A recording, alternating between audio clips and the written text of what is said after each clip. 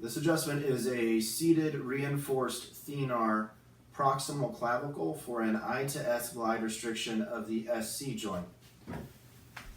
Docs, you're going to start by standing behind your patient here, so we'll pick on the right hand side here.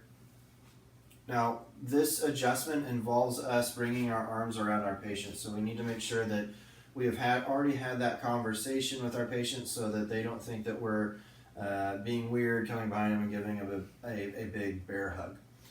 So what I'll do is I'll take my right hand and I'm going to put it underneath the clavicle. So it's going to go underneath the proximal clavicle, and that contact is a thenar contact. So that thenar contact is right here. It's a reinforced adjustment, so my other hand's going to be coming around here and reinforcing.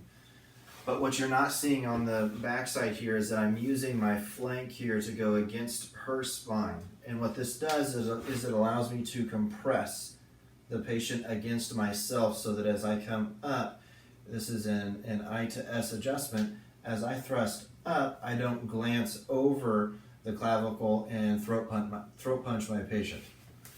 So what we'll do is use a thenar contact here.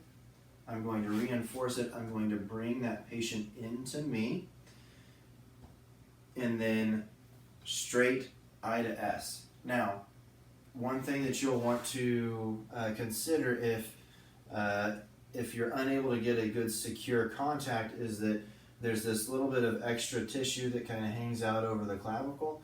So if you distract that tissue up and preload it, then grab your contact, and then come through and compress and come up, that can help, that can work a little bit better.